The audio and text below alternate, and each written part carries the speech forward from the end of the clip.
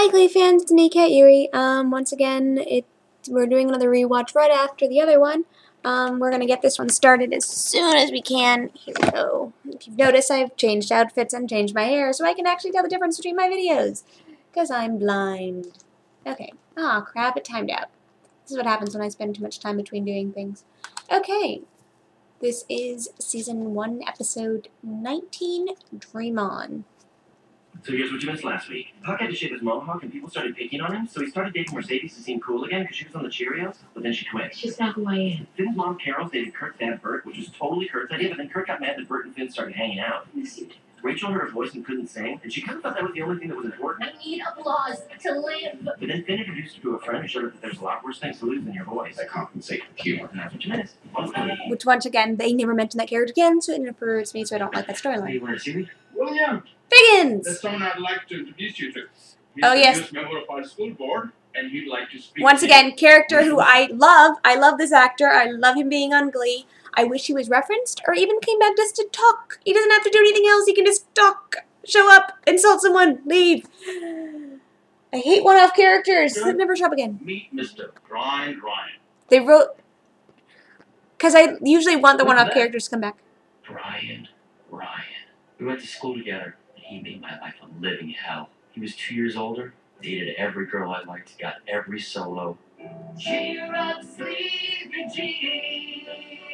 Oh, what can it mean to a daydream believer and a homecoming queen? What's the matter, Schuster? Cat got your talent? I'm here to do an audit of our curriculum, Will. We may need to cut some of our district's art programs. It's really just a formality, William. No, it's not. We'll probably cut the Glee Club. What? But you were in the Glee Club. Show choir was your life. It was, Will. After I graduated, I hit the big time. I was a featured soloist at Kings Island in the Doodly-Doo musical review. We were a smash. Then for 3 years, I did the cruise ship circuit. When that dried up, I realized I had been sold a bill of goods. 9 years later, I woke up on a urine-stained mattress in West Lima Crack District. Then, something amazing happened. I was introduced to Jesus. He was my hunter and social worker. I straightened up, put down the pipe, Hunter and social met the love worker. of my life, Wilma, and now I run a successful used Hummer dealership. Don't make that face. Global warming's a theory. 4 nights a week, I run a show choir conversion group. Hi, I'm Brenda. Once again, they were trying to make her character work. 42 but- days since I signed a show tune. Hi, Brenda. Years ago, when I auditioned to play Miss Adelaide in Guys and Dolls, I was asked to take my top off. Evidently, that is not customary. And that's when I started huffing glue. My name is Russell. I'm a Glee Club survivor. Whenever anything bad would happen, I would just say, let's put on a show. Well, guess what? Putting on a show about your father's prostate cancer will actually just make him more depressed about the situation. Prostate cancer. Show choir kills. I just want to have a talk with your kids. Make sure you're not building up their hopes just to have them knocked down. What if I say no? Just let him speak to the kids, William. Let Mr. Brian Ryan contribute to the marketplace of ideas. What's the worst that can happen? Okay, guys. Figgins, you should never say that. Ryan, he's a member of the school board, and he would like to say a few words. But I just want you guys to listen critically and know that what he's saying is just one of many opinions. Okay, seating arrangement from what I can see. We have Puck in the very back row, then in the middle row, Santana, Brittany, Rachel, Kurt, Quinn, Matt, Tina in the front row. I guess she's just going to sit over here next to Finn, who's next to Mike, Space, Mercedes. Someone sitting there? And then Artie. Kurt sits next to Rachel an awful lot for someone who can't stand.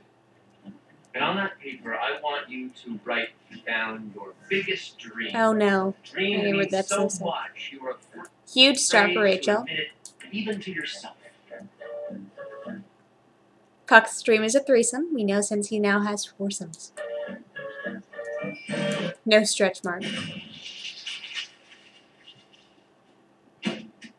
dream is never going to happen.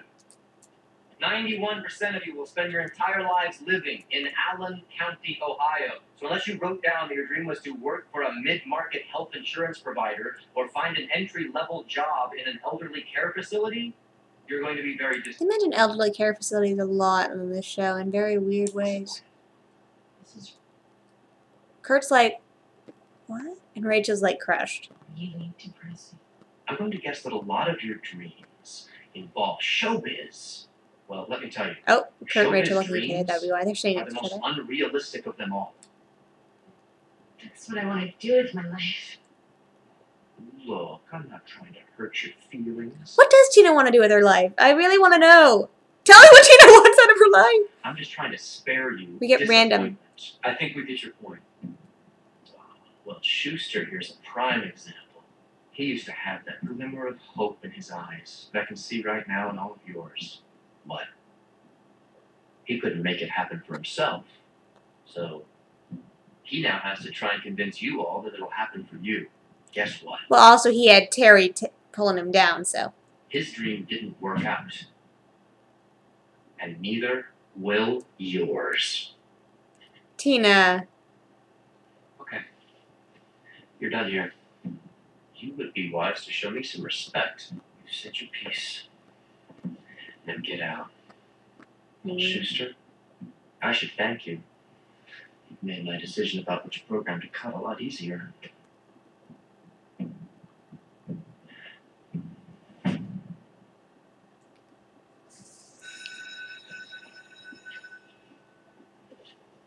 Thanks. Godard on Godard? He was the master of French New Wave. I was figuring that since I'm never going to become a star as a performer, maybe I could become behind the camera. Director! Career director of movie actors accident. Director Artie, Director Artie, Director Artie, Director Artie! Artie will direct everyone's lives! With Tina being his, being a version of his Helena Bonham Carter, and Blaine being his Johnny Depp. Director Artie! He directs everyone's lives! Moment? I didn't see it. Oh, maybe cheater practicing. Is that what you wrote as your dream? Before Brian Ryan crumpled it up and tossed it in the trash. Yes. Why are you lying to me? Tina After we left, I went back manipulates. to my book bag and something stopped me. That was supposed to be private. I don't understand you. You're always talking about wanting to get with me, but you won't be honest with me about your hopes and dreams? I'm not sure, but I'm still a guy. What's the difference? I'm never going to actually become a dancer. My legs are never going to work again. I'm stupid. I was thinking. Tina's a bit She manipulative, was but so she busy wants to doing positively Brian manipulate Ryan, people. He didn't give us an assignment for the week, so why don't we do one on our own? Dance number. You want to dance with me? You were pretty hot in Bad Mary. Why don't we try and kick it up a few notches? We don't get a kissing. Oh, Rachel. Hey, Jesse. How long have you been creeping there? For a school that doesn't have a very good arts program, they have a very lovely mirrored room with... Rachel doesn't continue dancing after Jesse left. Does that tell you anything? Really, if she had kept up with her dancing, she focused so much on her singing between seasons 2 and 3 that I think that's why she sucked at dancing by season 4. Well, not sucked, but Cassie standard sucked. What do you think about what Tina's doing? She's being a bit manipulative, but she's trying to helpfully manipulate people. That's Tina's thing. She always tries to helpfully persuade you to do something that she thinks will be good for you. I hate when they have celebrities on the show and they're one-off characters. I love when they have celebrities on the show and they aren't one-off characters. For instance, Ricky Martin, come back! Other characters, come back! Be reoccurring. But once again, how do you feel about Tina's Asian persuasion manipulation powers? Are they for good or evil in this episode, or in general? We're not talking about that incident in episode 13 of this year. Head on to part 2!